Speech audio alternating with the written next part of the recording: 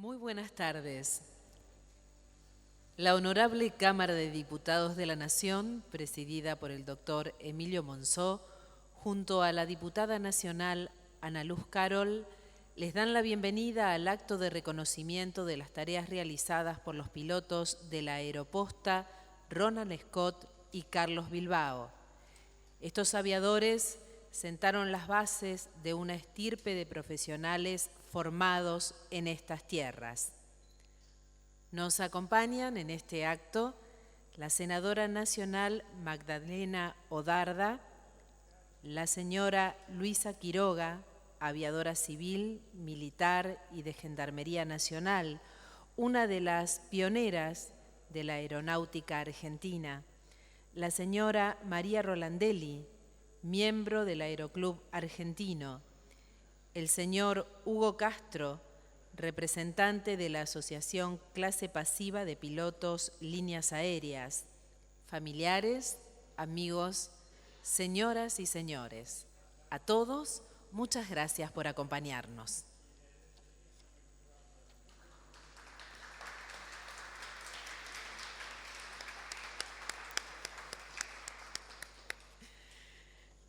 Seguidamente vamos a realizar una breve presentación de los pilotos. El piloto Ronald Scott combatió en la Segunda Guerra Mundial y luego se incorporó en la Aeroposta en el año 1948. Nacido el 20 de octubre de 1917, formó parte de aquellos pilotos que cumplieron con la proeza de iniciar la conexión por aire del territorio de Tierra del Fuego con el continente, suceso que fue de gran trascendencia para toda la población fueguina.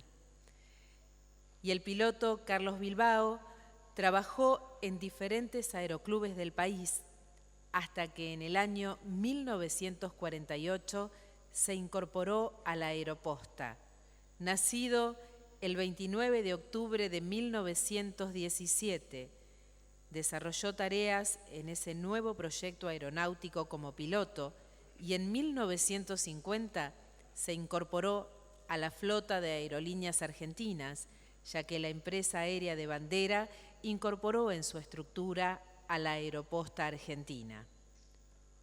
Hoy, la Honorable Cámara de Diputados de la Nación les rinde su merecido homenaje a través de la diputada nacional Ana Luz Carol, a quien le cedemos la palabra. Buenas tardes a todos. Hoy estamos acá, la verdad que muy contentos y con mucho orgullo haciendo este merecido homenaje y reconocimiento a nuestros dos pilotos de la Aeroposta y también a un gran realizador de Río Grande Tierra del Fuego, que lo tenemos acá a nuestra derecha, que siempre se ha encargado de rescatar la memoria de Tierra del Fuego y de todos los fueguinos. Para nosotros es un gran honor porque la Aeroposta ha representado las primeras conexiones por vía aérea para Tierra del Fuego, para muchos lugares, ¿no? Para la Patagonia, pero para Tierra del Fuego en particular. Nosotros que somos una isla, un territorio insular, es sumamente muy importante para nosotros todo el trabajo que se realizó a lo largo de los años. De hecho, seguimos siendo aerodependientes al día de hoy, sigue siendo muy importante la conexión aérea, no tenemos un cruce por aguas argentinas. Así que estamos muy orgullosos y muy contentos con esta impresionante trayectoria que tienen nuestros pilotos. Hoy hablábamos porque sin querer habíamos puesto expilotos, pero tenemos muy presente que siempre van a ser pilotos, no existen los expilotos y menos con esa impresionante biografía y carrera de estos dos grandes pioneros y aventureros en todo lo que ha sido la Aeroposta. Así que les doy muchísimas gracias por haber venido. La verdad que estoy muy contenta de haberlos encontrado y que hayan podido venir. Estamos, todos los que trabajamos acá, estamos muy felices de tenerlos acá. Y bueno, Luisito, ¿qué decir de Luisito? ¿No? Luisito, que tengo el honor igual de conocerlo desde muy pequeña. Siempre ha trabajado por la identidad del pueblo fueguino, con un compromiso despojado de mezquindades, ¿no? Yo lo recuerdo de la primaria, él hacía unos cursos junto con la seña, todo ad honorem, a pulmón, y lo recuerdo mucho porque nos traía las primeras cámaras filmadoras de hogar, digamos, casera, que para el momento era una novedad. Y bueno, la vida nos volvió a encontrar, por suerte, orgullosamente, con las mismas convicciones y los mismos solidaridad y compromiso de aquellos tiempos. Y la verdad que ha sido una alegría muy grande también reencontrarme con esos recuerdos y sabernos en la misma senda. Así que muchas gracias a todos por venir. Les voy a dar las palabras a Luisito. Agradecemos las palabras de la diputada nacional Ana Luz Carol. Seguidamente escucharemos las palabras del piloto Ronald Scott.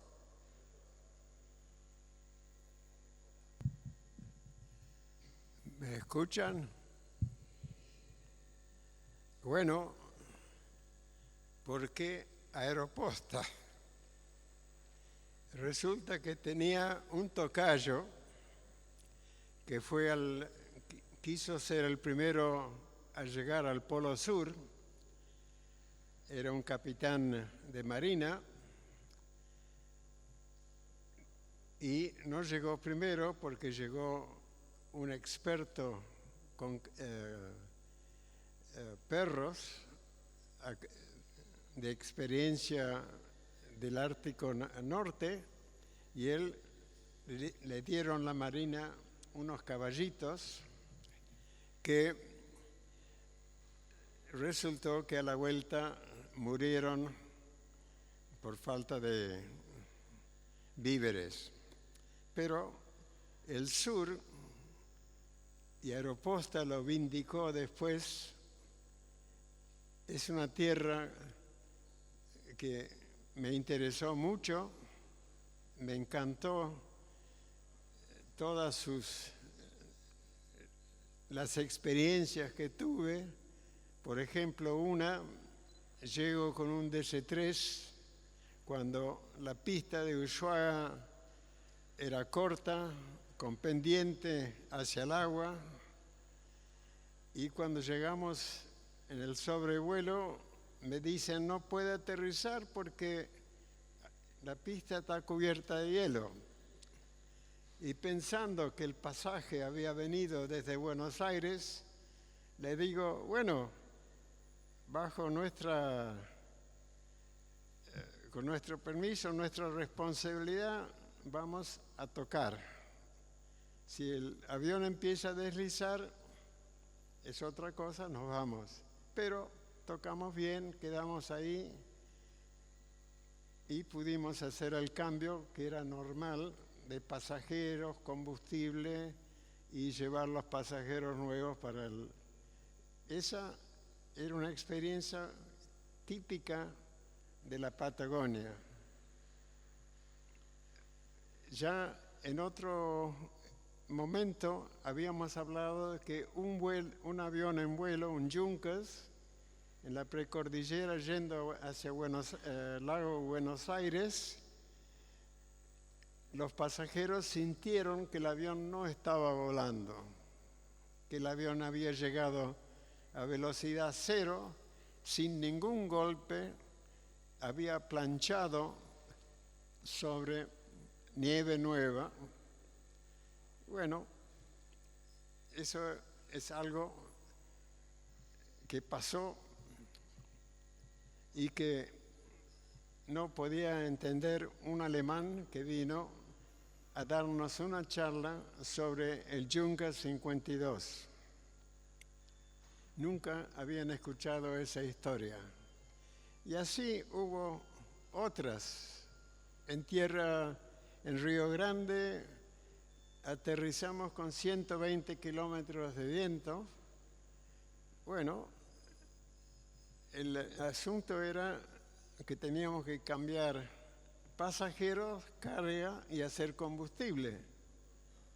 Y no podíamos parar el motor, entonces decidimos probar, pusimos los motores en ralentí, quiere decir a pocas revoluciones, y tuvimos la suerte que el viento nos llevó hacia atrás por la pista, y cuando llegamos a la cabecera de decolaje, ahí pusimos unos tornillos grandes que se enroscaban en la peta, y ahí paramos motores, hicimos lo que teníamos que hacer, pero cuando decolamos, normalmente uno lleva 500 metros, yo creo que en 80 metros ya estamos volando, 120 kilómetros.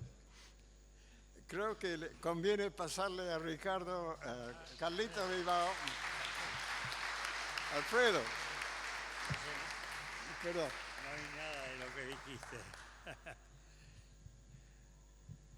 Bueno, no sé lo que dijo Ronnie, además de, a pesar de tenerlo al lado, y les recomiendo a todo el mundo que no vuelen resfriados ni de pasajeros, porque le pasa esto. Y si hay que contar un poco de lo, supongo que el tema es la Patagonia. Maravilloso me resultó, en primer lugar, el gran instructor que tuvimos y piloto, que se llamaba Armando Tola, nacido en Puerto Deseado. Y con él tuve la suerte de volar en una oportunidad y lo conocí también al padre de él. Pero además, la Patagonia, en fin, cuando uno no la conoce y la va viendo, no quiere creer lo que es. Y lo que más me quedó en mi recuerdo fue la cantidad de gente tan buena, gente que unos no tiene palabras para poder decir el valor de esa gente. Y aquí me recuerdo por ejemplo, además de Tola, que nació en Deseado, también allí creo que nació Roberto Frommel, otro patagónico macanudo. Los hermanos Calixto y ¿cómo era? Roque González y Roque González y Calixto, que estaban en los cines de la Patagonia, eran todos ellos. Los pilotos, los tripulantes tenían la entrada gratis en todos los ¿te acordás? Además de conocer gente así tan buena como eran, como el mismo, fueron muchos, ahora la memoria me falla, pero qué gente macanuda que era toda la gente de la Patagonia. Aprendí a quererlos a ellos y a la tierra esa que la querían. Era tan distinto. Cuando se formó Aerolíneas después y nos dieron oportunidad de volar al norte, aproveché y fui a conocer un poco el norte, pero de las 120 horas que se volaban en ese tiempo por mes, pedía siempre 30 o 40 en el norte y el resto el sur. Patagonia era distinto.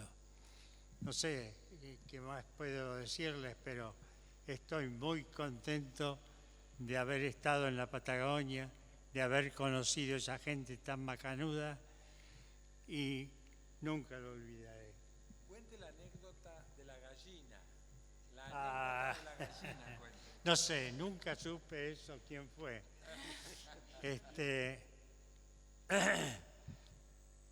Resulta que una vez iba volando un avión a la altura de, todavía no habían llegado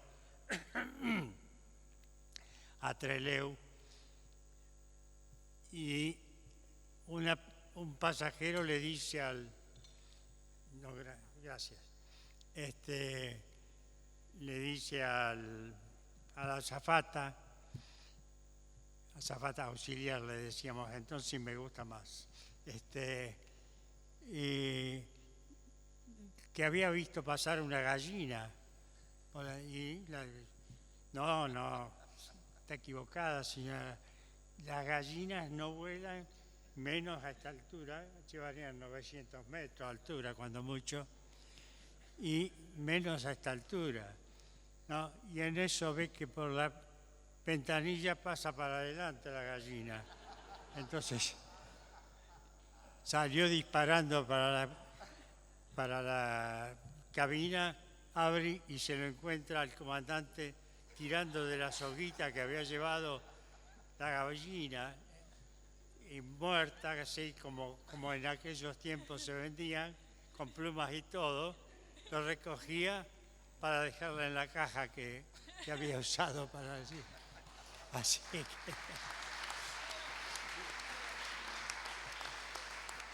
algunos me lo atribuyeron a mí eso, pero no, porque yo no me faltó chispa para hacer eso. No pude saber nunca si podría haber sido Corseiro, Tola mismo, o Echemaite, alguno de esos que le gustaba así, Carlito Veloc, una maravilla de persona. En fin, son todas esas cosas que hacían que el vuelo, en vez de ser un trabajo, era una diversión. Uno salía a gozar, a disfrutar. Si al principio tenía que juntar pesos para pagar, para volar, y todavía acá me pagaban, ¿qué cosa mejor que esa? Por eso cuando algunos chicos me preguntan, están indecisos qué carrera seguir o qué, digo, hacé lo que más te guste hacer, porque si eso no va a ser trabajo, va a ser una delicia para vos. ¿Te gusta hacerlo? Así sea pintar cuadros o lo que sea. Hay que hacer lo que a uno le gusta hacer, porque cuando llega el momento de jubilarse, le duele. Yo hubiera querido seguir 10 años más, saqué la patente, hice los exámenes médicos y nunca tuve problema. Así que 10 años que estuve haciendo inspecciones, me dieron otro cargo que no me gustaba mucho, ni siquiera me anoté las horas. Pero lo más importante y más lindo fue conocer toda esa gente buena de la Patagonia y la Patagonia misma, que era una maravilla. Quiero agregar algo.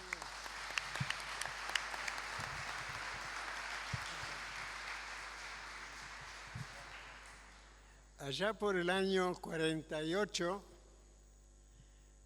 hubo un reconocimiento internacional para Aeroposta, porque Aeroposta más una compañía que volaba en California, Estados Unidos, les reconoció el mejor récord de puntualidad.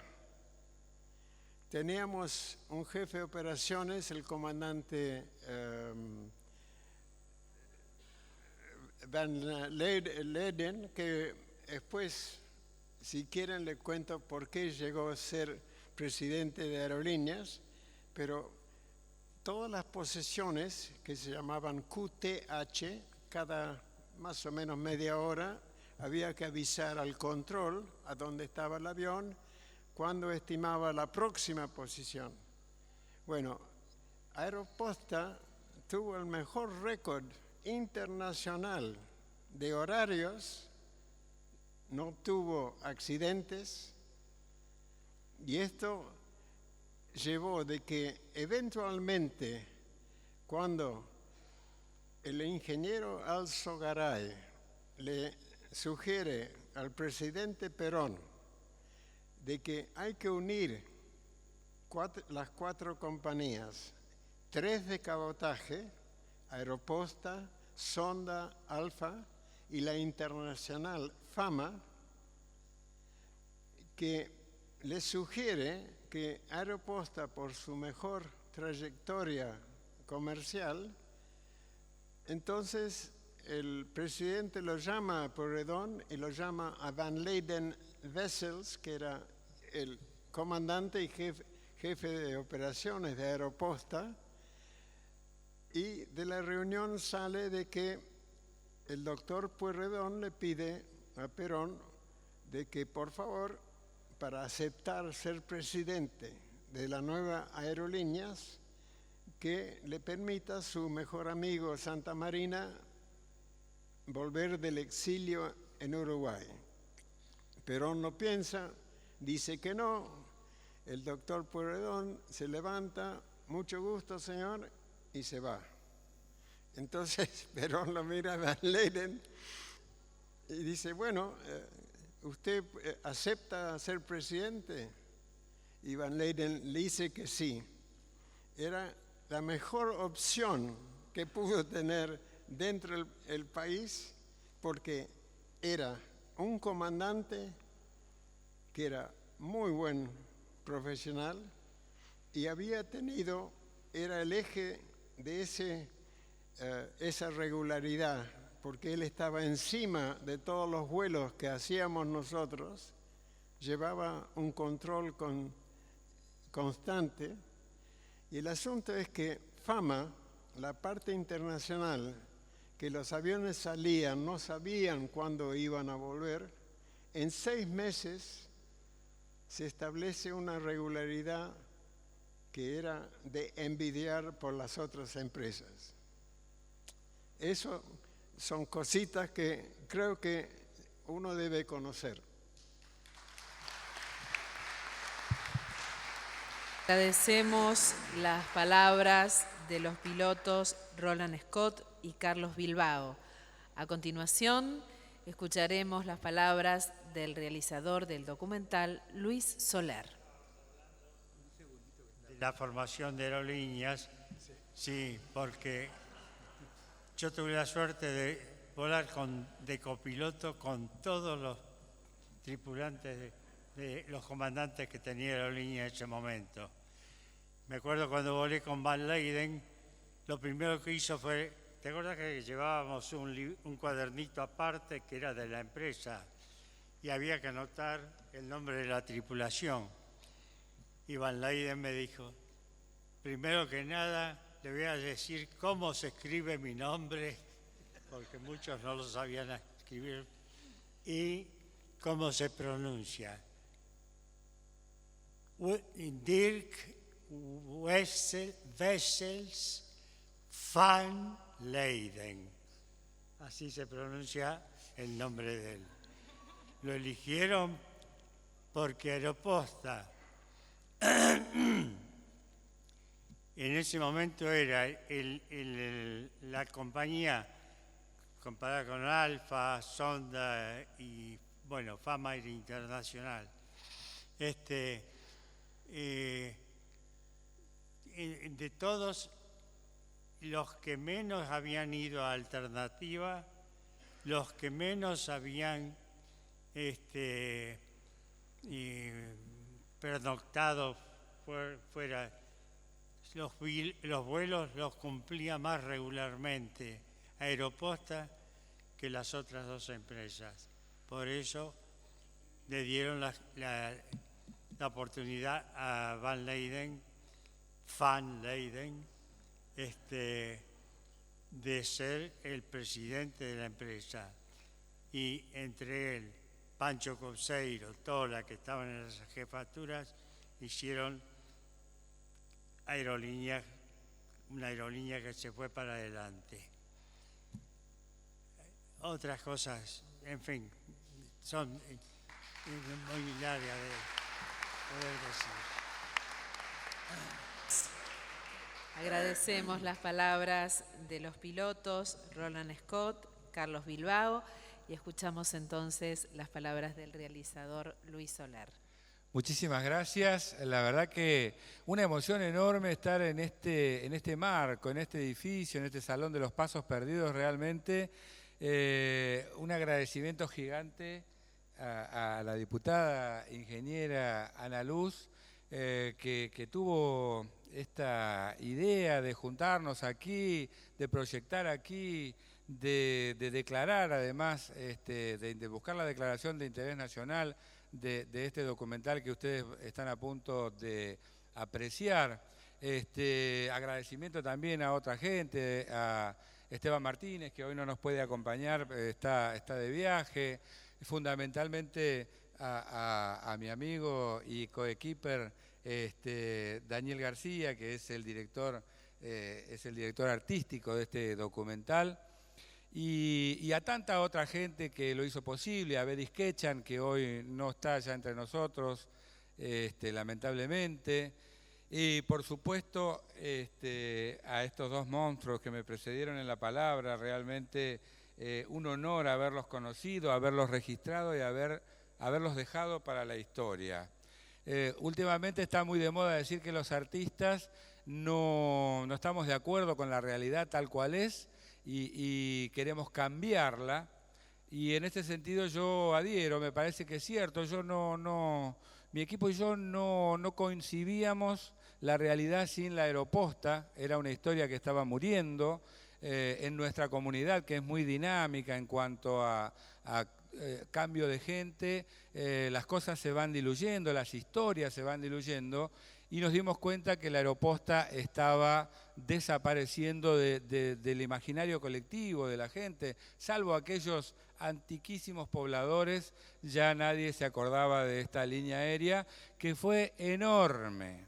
Toda la gente que ellos estaban mencionando, personas increíbles, sin contar con que cuando empezó la aeroposta, yo estuve en Europa investigando allí, en África, en América del Sur, y hay un relevamiento de un escritor aquí presente que habla de 80 pilotos muertos de la aeroposta argentina, así que fíjense ustedes el riesgo que corrían ellos y sus predecesores.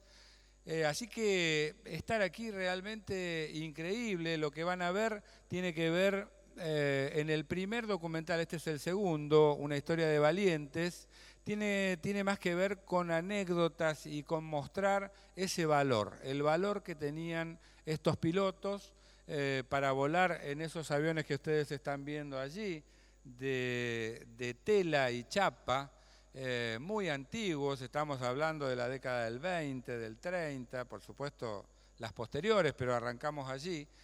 Así que van a ver mucha aventura, y rescatamos una historia que tenía que ver con nuestra comunidad de Río Grande, el accidente aéreo más importante sufrido en toda nuestra historia. Está aquí reflejado porque es otro de los aspectos que se estaban olvidando de la historia de la aeroposta. Así que sin más preámbulo, porque realmente quienes me precedieron en la palabra ya lo dijeron todo, siempre regresando a agradecer a Ana Luz, a su equipo, a Marcela McLennan, que la veo por allí, que hizo posible que esto ocurriera, insistió y insistió para que el ámbito fuera el Salón de los Pasos Perdidos, y conseguir todo lo que está a la vista. Así que, diputada, y al equipo, un gracias enorme, y también a mí me parece increíble, después de haber estado con ella en la primaria, dándole algunas clases, hoy estar sentado aquí compartiendo esta mesa, y un agradecimiento por supuesto también enorme a todos ustedes que se hicieron presentes, porque sin ustedes esto no tendría ningún sentido. Muchísimas gracias y un aplauso fuerte para ustedes. Gracias. Agradecemos las palabras del director Luis Soler.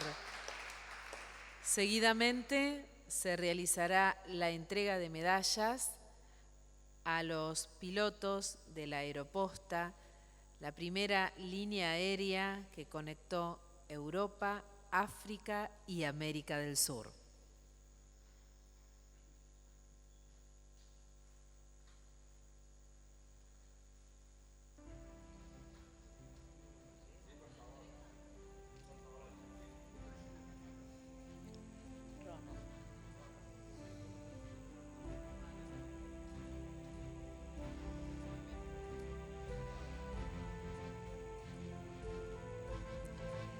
Recibe en primer término, junto al aplauso de todos nosotros, el piloto Ronald Scott,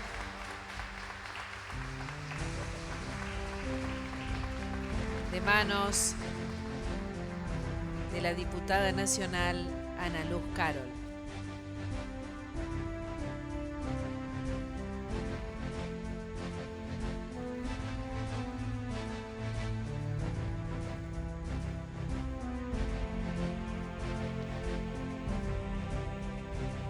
A continuación, recibe la medalla recordatoria el piloto Carlos Bilbao, de manos de la diputada nacional Ana Luz Carol.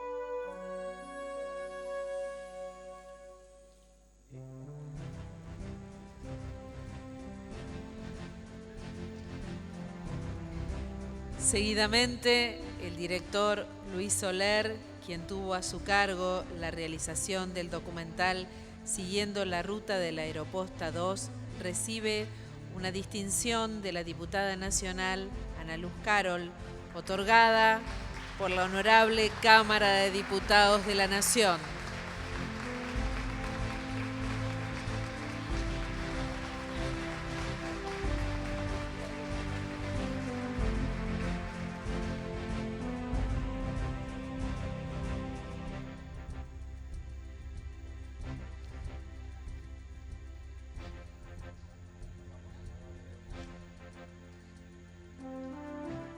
Seguidamente, invitamos a todo el público presente a compartir la proyección del documental Siguiendo la Ruta de la Aeroposta 2, una historia de valientes. La diputada nacional Ana Luz Carol considera de suma importancia este documental y propone declarar de interés este material a la Honorable Cámara de Diputados de la Nación, entendiendo la trascendencia que la aeroposta tuvo en la comunicación de territorios aislados y desconectados, los cuales vieron transformar su realidad a la luz de este significativo avance.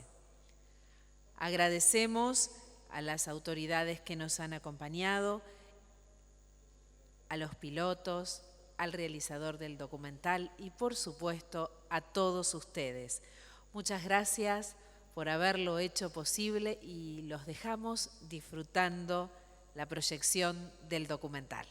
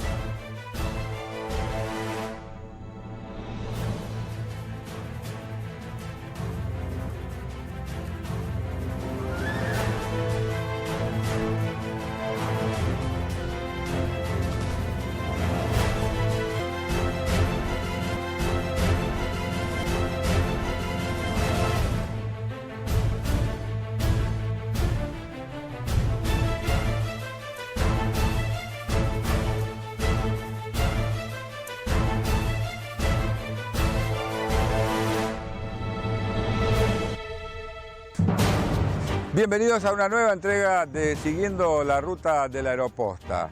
Estamos en el casco histórico de la ciudad de Natal, el punto cero de esta hoy hermosa ciudad ubicada al nordeste de Brasil, en el estado de Río Grande do Norte y que cuenta hoy con casi 1 millón de habitantes.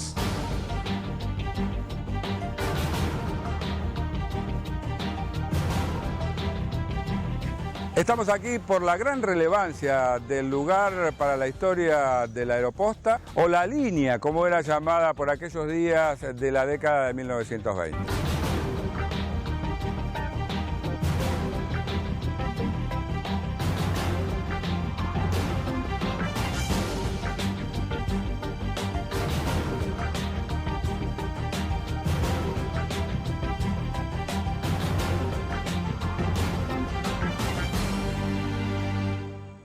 Natal fue el primer lugar donde aterrizó un avión de aquella línea aérea, para luego desarrollarse en todo el cono sur americano.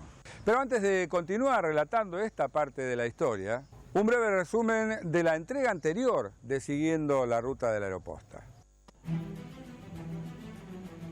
Vimos, por ejemplo, cómo y dónde nació y se desarrolló esta innovadora idea para aquellos días.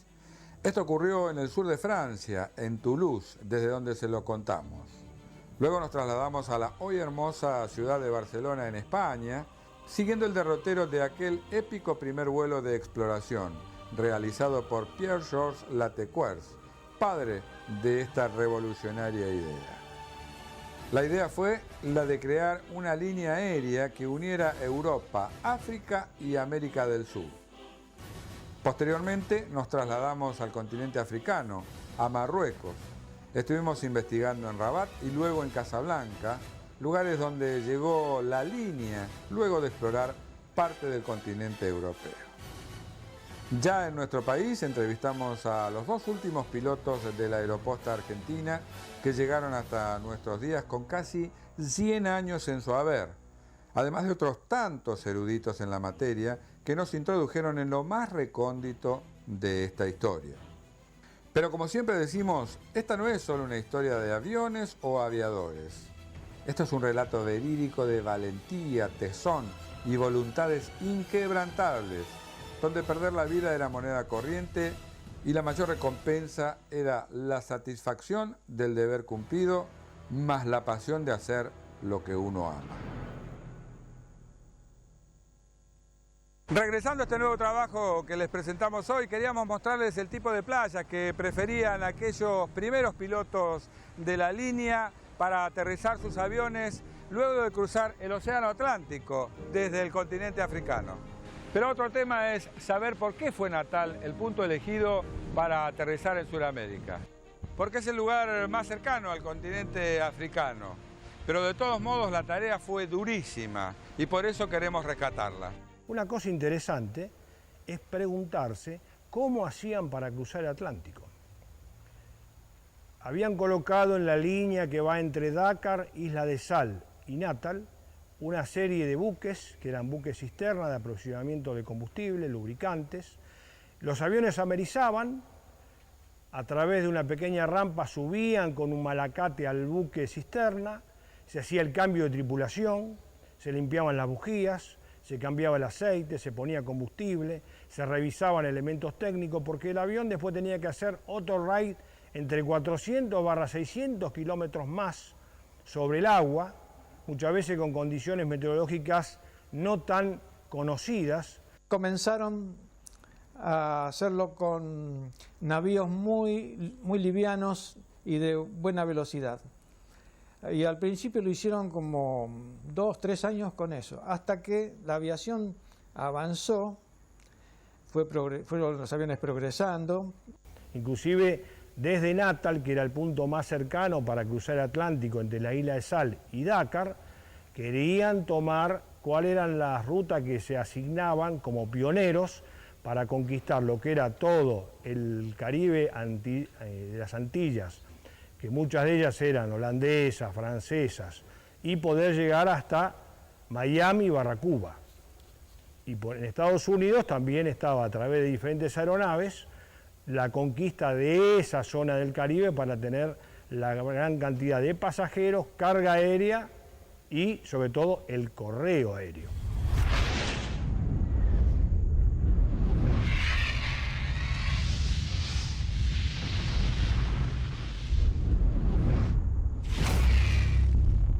Y ya en nuestro país consultamos a distintos especialistas para saber cómo se formó la Aeroposta Argentina. Al principio estaba terminada la Primera Guerra Mundial, en el 18, noviembre del 18, y los pilotos estaban muy desanimados porque decían, bueno, ahora ¿qué vamos a hacer? Se terminó la guerra, ¿cómo voy a extrañar los aviones? Porque dice, ¿qué vamos a hacer? Volver al taller, volver a la oficina donde yo trabajaba, y a la salida, a las 6 de la tarde, ir a la taberna y recordar todas estas anécdotas. Dice, yo no sé si lo voy a soportar, decían muchos. Y la TECR los escuchó un día y dice, no, ustedes van a seguir volando, vamos a hacer un gran negocio. Y dijeron, ¿cómo un gran negocio? ¿Con qué? Con estos aviones, tenemos todo el hangar lleno, se acabó la guerra, ¿qué vamos a hacer con esos aviones? Vamos a hacer un gran negocio, vamos a llevar el correo en avión. Y todos lo miraron como diciendo, este está loco. No puede ser, ¿cómo el correo? Y bueno, funcionó muy bien.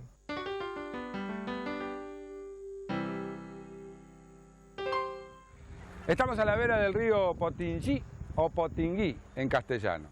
Este río fue protagonista de una de las mayores hazañas de la aviación mundial, ya que luego del cruce del Atlántico desde América hasta Europa, realizado por el piloto Charles Lindbergh, quedaba una de las tareas más difíciles, que era la de cruzar el Atlántico en sentido contrario.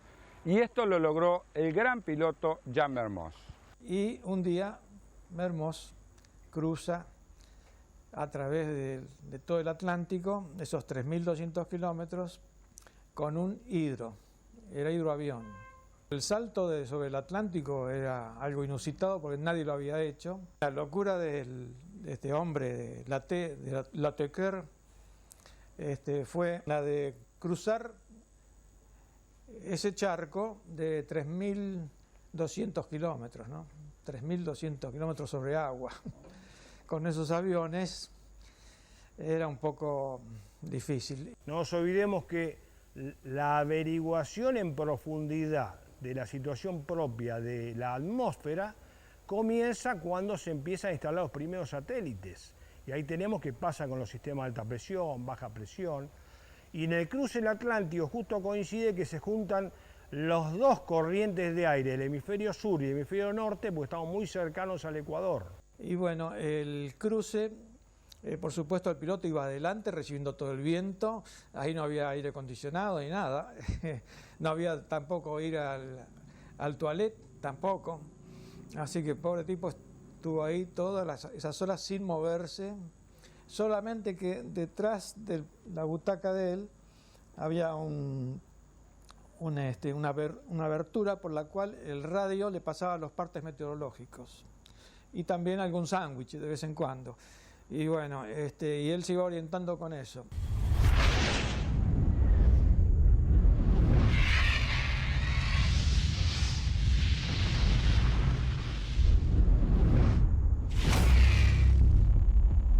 Si bien ya les hemos contado el coraje con el que volaban aquellos primeros pilotos de la línea, no nos dejan de asombrar la cantidad de pilotos muertos, por ejemplo, en el desierto. En el desierto murieron casi 80 pilotos, porque los pueblos nómades que andaban por el desierto consideraban que esos aviones que pasaban por arriba de ellos estaban violando sus territorios y por lo tanto los odiaban a los europeos en principio, ¿no? Y ellos consideraban que era una incursión que estaba indebida, digamos, ¿no?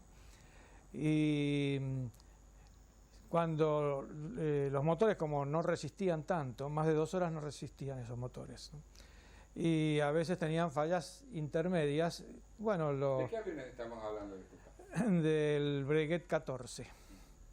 y estaban instalados, les habían puesto un motor de 300 caballos, para esa época era muchísimo, pero no aguantaba, digamos, la tecnología, la siderurgia, los motores no aguantaban, y las temperaturas que soportaban cruzando el desierto eran muy altas, y todo eso iba en detrimento de los motores.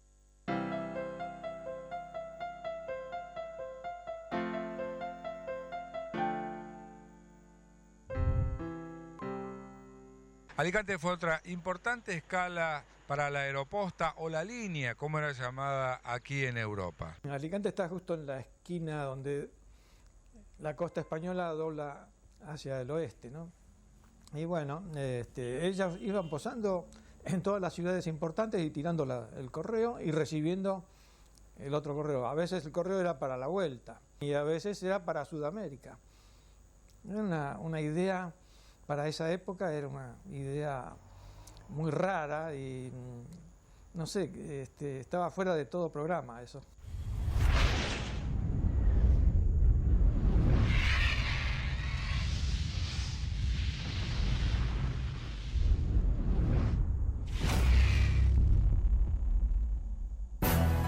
El sur de Brasil también se vio sumamente beneficiada por la llegada de la aeroposta argentina, como lo fue nuestra Patagonia. Tal es el caso de la ciudad de Porto Alegre, ciudad donde nos encontramos hoy.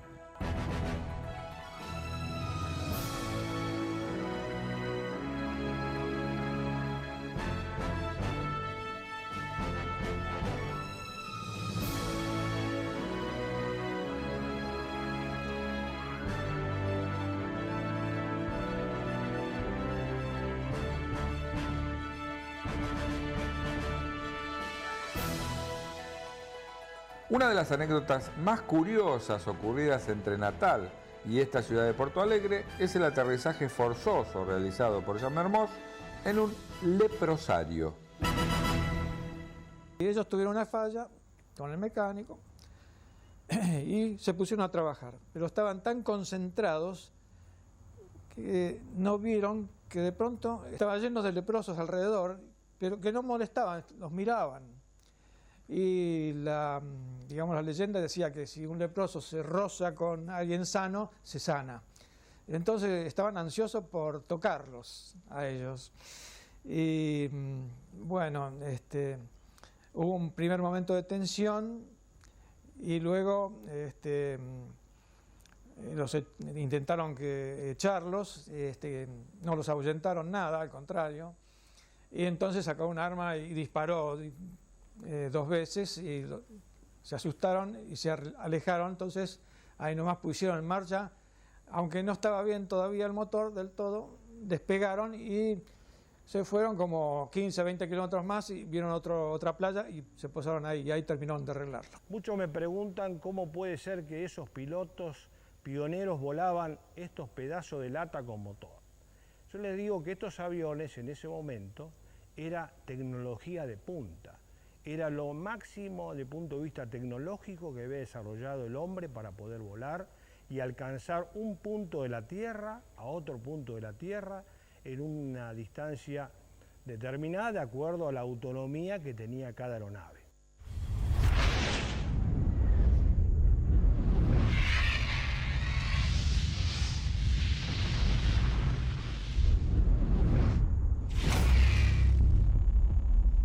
El aeródromo de Pacheco fue protagonista fundamental en la historia de la aeroposta. He aquí algunas historias con respecto a este aeródromo. Pacheco arranca en el año 27. En realidad, en el año 1925 los franceses mandan una expedición con 3 aviones. Vienen y los arman en Río de Janeiro. Los aviones, uno va al norte y los otros 2 vienen a Buenos Aires, ¿no? En ese momento aterrizan en Palomar y después se van con los aviones a San Isidro. Como Palomar era ya aeropuerto militar, aeródromo militar, no los dejan estar ahí. Pacheco es un aeropuerto chico, había un aeropuerto en Pacheco, había otro aeropuerto en Quilmes, que era de las líneas alemanas. Era un aeropuerto que primero fue de tierra, también había pioneros que hacían con Uruguay, antes que esto, que no era la aeroposta. y cumplió siempre sus misiones. El problema que tenía, que llegar de Buenos Aires a Pacheco era dificilísimo, tardaba más de Buenos Aires a Pacheco que llegar a Bahía Blanca, y muchas veces no salía el avión por eso. Aunque después, ese tren que viene por acá, que va por la costa hasta el Tigre, había un desvío un poco antes y los acercaba al personal que trabajaba en el aeródromo. Los acercaba y después el problema eran los días de lluvia. Era todo barro, total. Al empezar las gestiones para establecer la línea, necesitaban un aeródromo. Entonces, en ese momento, el presidente de la República era Marcelo Torcuato de Alvear.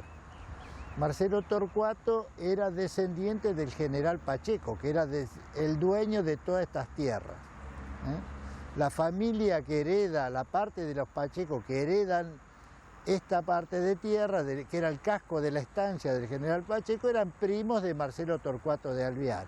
Y entonces nosotros suponemos que él debe haber influenciado para que compraran una fracción de tierra que fue el primer loteo de chacras que se hace en nuestra localidad. La fracción número 1 es la que después se hace el aeródromo de General Pacheco. Yo entré a la aeropuerto como aprendiz, el 1 de abril del año 1947. Estuve ahí, después pasamos, se formó Aerolínea, y en el 49, y en el 50 pasamos a Ezeiza.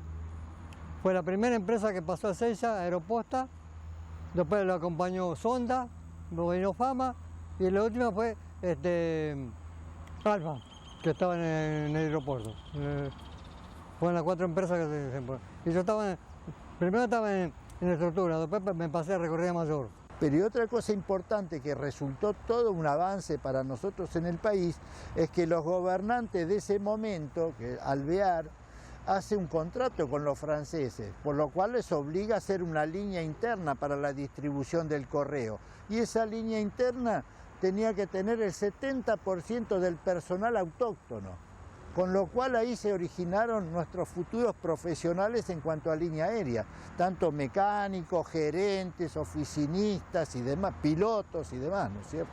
Piense que tampoco había surtidores de combustible, sino que el combustible venía en lata de 18 litros, o sea que cambiaron a un avión el combustible, y fíjense la red de infraestructura que había hasta el sur, que había que transportar la nafta, había que transportar los repuestos, y todo funcionaba a la perfección. No se toleraban errores de horario. Pacheco siguió funcionando hasta el año 50.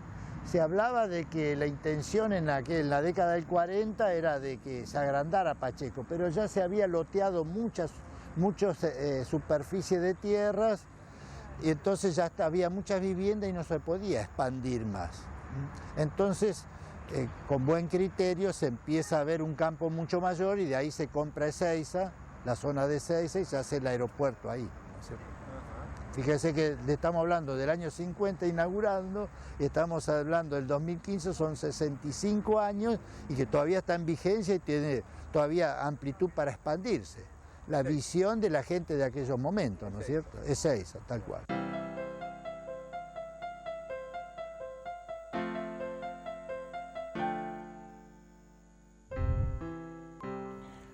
La sola mención de su nombre evoca muchas sensaciones.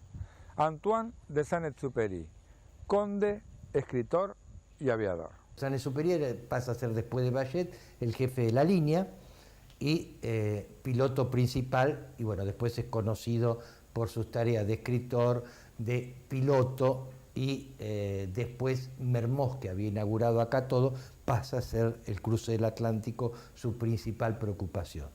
Saint-Exupéry después muere durante la Segunda Guerra Mundial, que él se había inscrito como voluntario. Bueno, ahora han encontrado que su avión. Saint-Exupéry, bueno, tuvo un accidente, pero no era problema de avión, porque él en el año 44 fue a pelear por Francia contra el Eje y aparentemente, lo que dice la historia, un avión alemán lo derribó. Y hace muy poco tiempo, un año, casi un año, encontraron el avión en el Mediterráneo.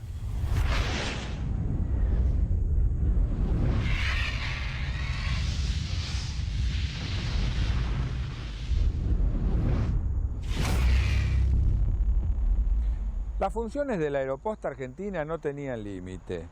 También era requerida muchas veces por la justicia para esclarecer grandes delitos.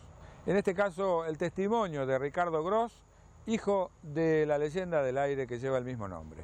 Corría el año 1930, entiendo que era abril, y ocurrió el asalto al Banco Anglo-Sudamericano de Santa Cruz, donde mataron al contador y a un auxiliar y hirieron de gravedad al gerente y a la esposa del gerente. Ahí requirieron a la aeroposta la colaboración de a ver si un piloto podía hacer un rastreo, dado que había nevado los días anteriores y entonces desde el aire se iba a poder identificar bien los rastros si es que huían, porque aparentemente tenían un elevado botín y estimaban que podían huir hacia Chile. Mi padre, en un T-25, hizo un rastreo durante 2 días y no encontró ninguna huella que pudiese identificar que sean de los ladrones, y informó que debían estar ahí, que no habían salido de Santa Cruz. Con el tiempo, bueno, el crimen y el asalto quedó impune por mucho tiempo, hasta que al final se descubrió que era el tesorero o empleado de tesorería que había efectuado el robo. La revista Caras y Caretas, entre otros tantos medios, reflejaron este episodio. A raíz de las heridas sufridas por la esposa del gerente, que eran muy graves, se requirió otra vez la colaboración de la aeroposta y que designó nuevamente al piloto Ricardo Gross para hacer el traslado de la señora del gerente hacia Buenos Aires, donde iba a ser mejor curada e internada. Y así lo hizo en un vuelo especial, en un T-28, haciendo escala en Trelew y llegando a Pacheco, donde la señora la llevaron a internar y donde se pudo curar satisfactoriamente.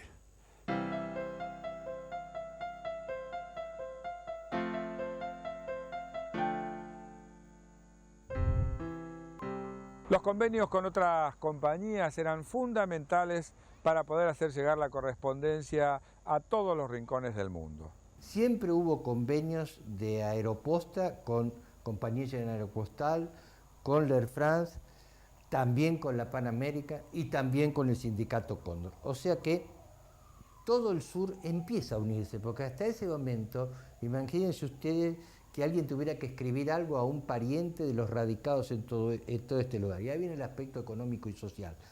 Es decir, la comunicación. Ese señor que dejó su madre, su tía, sus hijos en el viejo continente, antes para mandar una carta, por ahí tardaban, entre que volvía la noticia, eran 120 días. Ahora, a lo sumo, en 15 días llegaba la correspondencia y en 30 tenía el retorno de la información.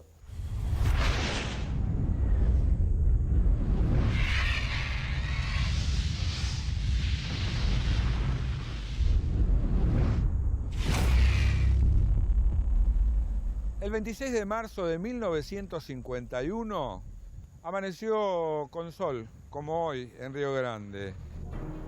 Pero en el transcurso de la mañana y como presagio de la tragedia que se aproximaba, el cielo se cerró y comenzó a llover, lo que luego salvaría unas cuantas vidas. Un poco pasada las 8 de la mañana, los vecinos comenzaron a escuchar el ruido de los motores de un DC-3 que rondaba las proximidades de la improvisada pista del frigorífico CAP, la que desde la década del 30 funcionaba como aeródromo.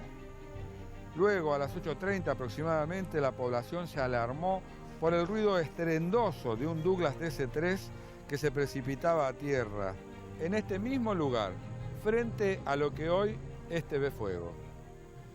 El comandante se llamaba Miguel Llorio y falleció en el acto, como toda su tripulación. Llorio había sido mecánico.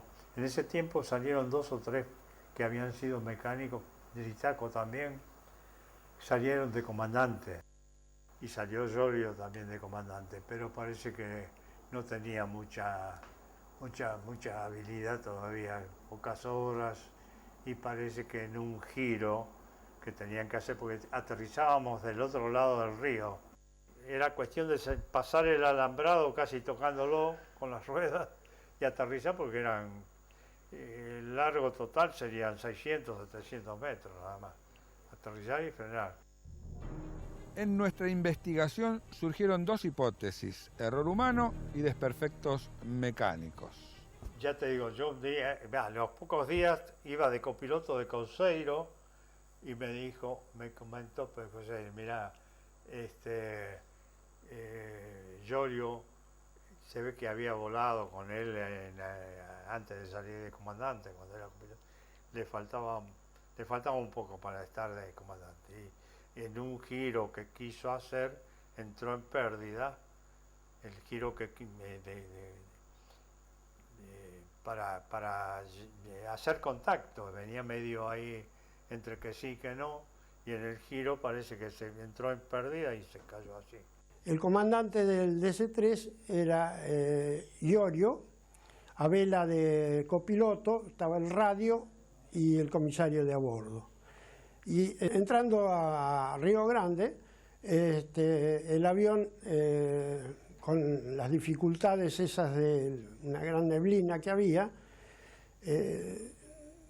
entró en pérdida y no sabemos si es que falló también algún motor, puede ser eso también porque no está bien claro el informe, y se precipitó a tierra. A resulta de esto, el avión quedó muy destrozado, fallecieron piloto, copiloto y radiooperador, y 8 pasajeros fallecidos, 6 con heridas y 2 ilesos. Por un milagro, algunos de los pasajeros salvaron sus vidas, pero como esto ocurrió hace casi 65 años, solo llegó a nuestros días un último sobreviviente y nosotros lo encontramos en Ushuaia. Esta es su versión de la tragedia. Sí, bueno, en esa época yo tenía unos 3 años y medio más o menos. O sea, ya tenía conciencia y tengo memoria de las cosas que nos pasaban, ¿no? Nosotros viajamos a Río Grande por un problema familiar, hubo que viajar de urgencia y bueno, mamá decidió tomar ese avión, que después, bueno, pasó lo que tuvo que pasar. Se cayó antes de llegar a la pista, al campito. Y lo raro que no le tocó caer en el mar ni en el río, porque la costa era esta. Acá está Río Grande, que después empezamos a ir al de la Marina, que tenía una pista larga, bien. Y el río y el campito nuestro estaba acá, pegado al río, y una casilla por acá para los pasajeros que subían y bajaban. Ese avión, cuando vino acá a Ushuaia, no vino ese día en buenas condiciones, tenía problemas mecánicos. Nosotros sabíamos que teníamos problemas mecánicos porque un hermano de mamá, Félix Padín, que mucha gente lo conoce acá, estaba estudiando mecánica de aviación por correspondencia, estaba estudiando. Y las prácticas las iba a hacer con los pilotos y los mecánicos de aerolínea cuando venía, se había hecho amigo de ellos, entonces siempre él, cuando venían los aviones, iba a charlar con ellos, veía cuando se hacían los mantenimientos, le enseñaban, él les mostraba las lecciones y todo ese tipo de cosas. Y aparte Feli, bueno, era un mecánico de estos, digamos así, de automotores, ¿no? Siempre arreglaba sus camiones, sus lanchas, todo, pero a él le gustaba la mecánica, digamos, de aviación, entonces estaba metido en eso. Cuando mamá le había dicho al tío que iba a viajar en ese avión, Feli le dijo, mirá Cunda, no tomes ese avión, espera que venga el otro la otra semana cuando venga. No, mamá, dijo, no, yo tengo ese avión, lo voy a tomar y no me importa, dijo, yo lo voy a tomar aunque se caiga en el Monte Olivia. Eso fue textual. Entonces Félix le dijo, también textual, le dijo, mirá, no creo que se vayan a caer ni cuando salgan ni en el Monte Olivia. Lo que no sé es cómo van a hacer para bajarlo. De eso sí estoy seguro. ¿Cómo vas a bajar? No sé. Y bueno, pasó eso, bajó mal. Lo que uno piensa como piloto profesional, dijo, él estaba haciendo aparentemente un viraje muy escarpado. En las compañías europeas, los comandantes tienen prohibido hacer una inclinación de más de 15 grados. Y nosotros, muchas veces, como eran campitos y una cosa y otra, nos acomodamos, después, si le damos un poco más, en la Patagonia nunca pasó nada. El pasajero, la Patagonia, jamás. Él estaba contento con el hecho que nosotros lo llevamos de punta a punta. Sí, me acuerdo de estar arriba del avión, de cuando mamá llama al comisario de a bordo o camarero que era en esa época, ¿no? Y le avisa de que justo del lado que nosotros veníamos se había parado el motor ese. Él le dijo que se quede tranquila, que no pasaba nada, que ya estábamos por aterrizar, que no había ningún problema. Pero mamá tomó sus precauciones. Nosotros viajamos con mi hermanita también, que tenía un bebé, tenía 9 meses, que él es nacido en Río Grande. Y entre ellos un chiquito de 9 meses que había sido arropado bien por la madre y posiblemente eso facilitó que no tuviese ninguna herida. Ella decidió, cuando vio ese problema, atar a mi hermano en la butaca al lado, lo envolvió ahí en un par de frazadas, y con el cinturón de seguridad y todo eso, lo aseguró bien en la butaca esa, ¿no? Que eso después fue lo que terminó determinando de que él no tuvo ningún problema, porque cuando después que tuvimos el impacto y todo eso, él apareció como a 50 metros más o menos de donde estábamos todos ahí, ¿no? O sea, ha ido rodando, pero la butaca misma del avión, y al estar bien envuelto y todo, le hizo como si hubiese sido una jaula en un vehículo, ¿no? Volcó como si hubiese volcado en un rally, una cosa así. Eso fue lo que lo salvó. Aparentemente pasó, que después mamá nos contaba, ¿no? Después de todo el drama de haber estado hospitalizada y todo eso, de que ella sí se dio cuenta de que cuando se planta el otro motor y todo eso, ella escucha que el otro motor lo aceleraron más. Evidentemente el avión estaría perdiendo altura y nosotros ya veníamos cruzando el río. Entonces suponemos que el piloto habrá querido apurar un poco la máquina para por lo menos, no sé, caer en tierra, que fue lo que pasó. Y también se plantó ese avión, ese motor, cuando se fuerza, ese motor se planta. Y el avión, bueno, ahí cayó como venía, nomás, en caída. En ocasiones el destino nos maneja cual marionetas inertes.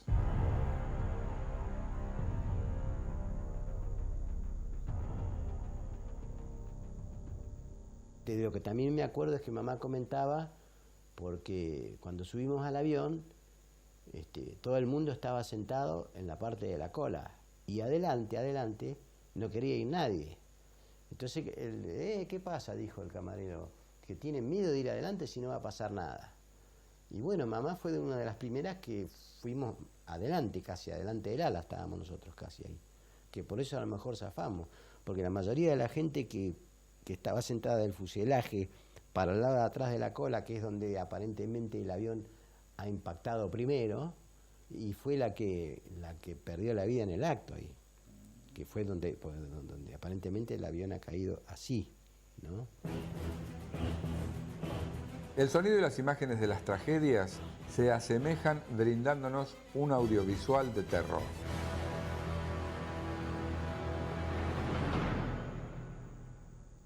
De la llegada de los camiones, estos tipo Unimog, que eran de Marina, y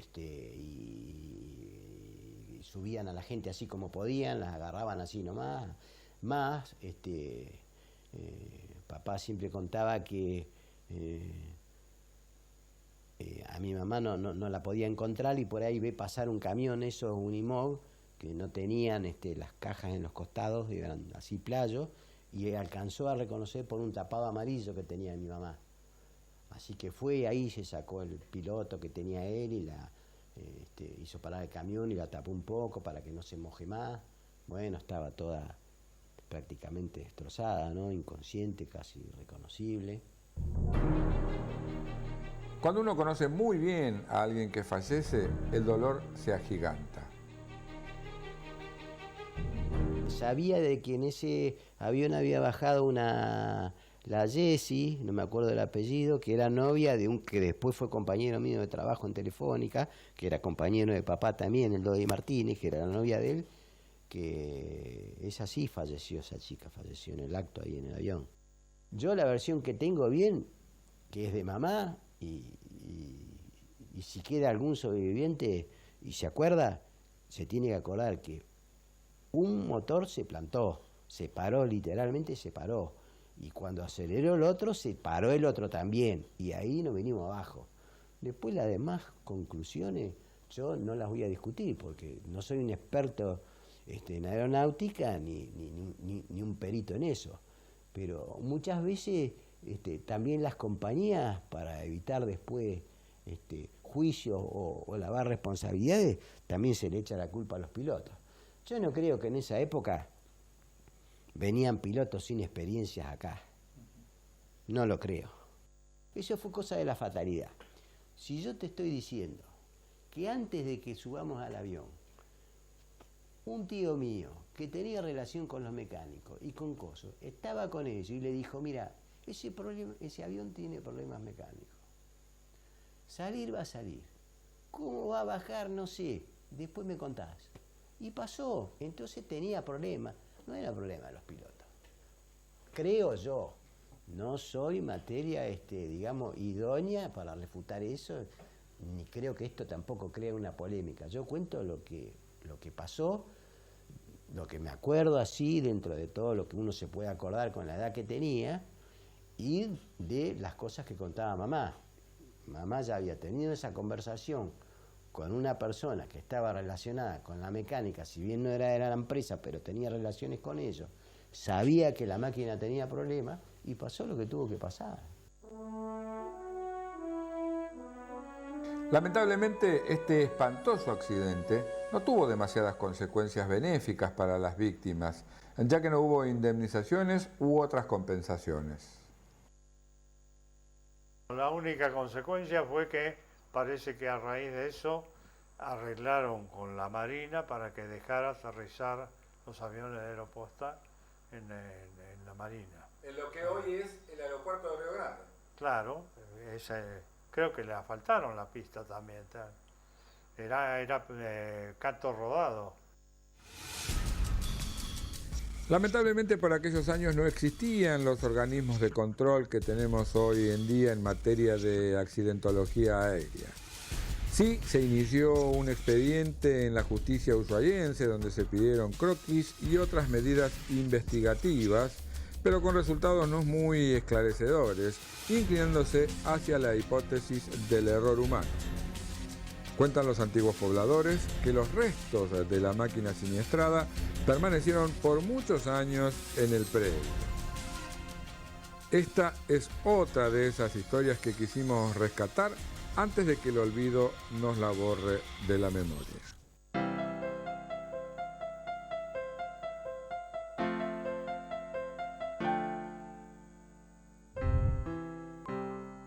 Los aviones, primero de la Aeroposta y después de Aerolíneas Argentinas, cuando pasaban sobre esta misión salesiana, tenían la amabilidad de lanzar una bolsa con diarios, revistas, más caramelos para los chicos.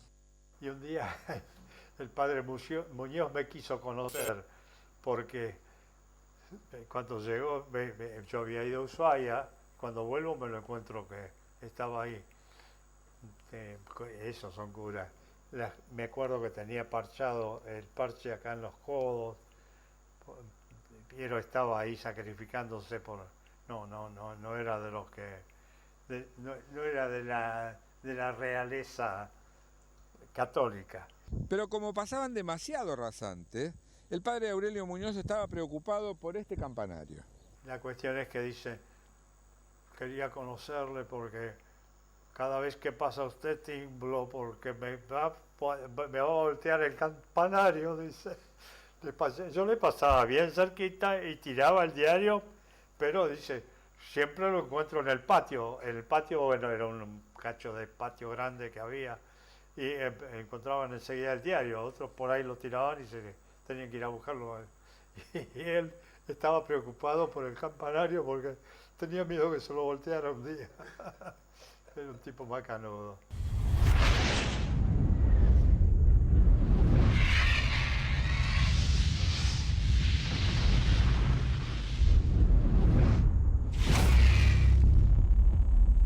En esa época, el 4 veces intendente, diputado nacional y hoy concejal Esteban Chiquito Martínez estudiaba en esta misión salesiana.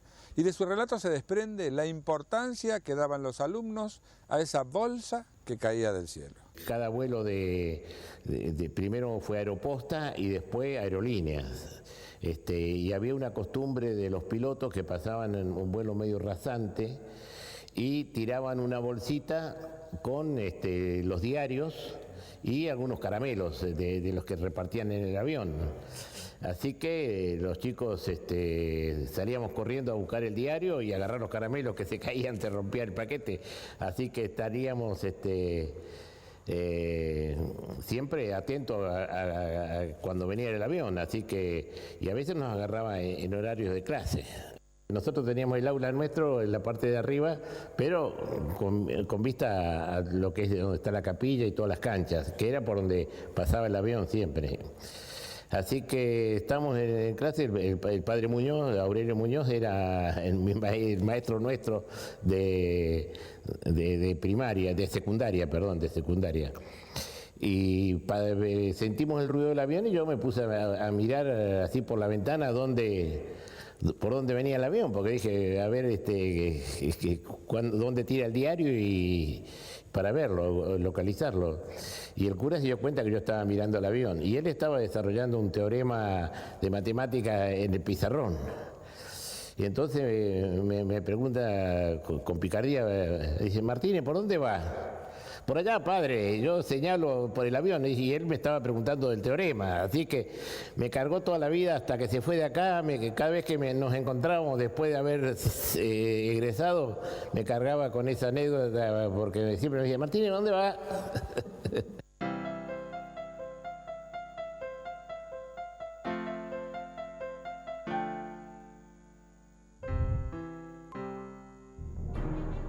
El cruce Tierra del Fuego por aguas argentinas es un anhelo de larga data que la Aeroposta solucionó parcialmente. Por supuesto. Por ejemplo, cuando llegó a Río Grande, hasta ahora es imposible cruzar, que no sea avión, cruzar digamos del territorio nacional hacia la isla del Grande, ¿no es cierto? Entramos por Chile. Bueno, el avión era directamente, cubría toda la Argentina. Y no solamente la Argentina, sino también iba a Chile, digamos. Todo lo que es el cono sur cubría la Aeroposta Argentina. Lo que la gente no entiende y las autoridades no entienden, que la historia esta de Aeroposta tendrían que enseñarla en los colegios a los chicos de primer grado para que sepan los pioneros o cómo se llegó a tener una Aerolíneas Argentinas hoy, que no nació en el 50 Aerolíneas, ni en el 80 ni en el 2000, viene de 1928. Porque la Aeropostale que hablábamos antes y la Aeroposta Argentina fueron las continuadoras o las antecesoras de Aerolíneas. Sin ella no hubiera existido Aerolíneas.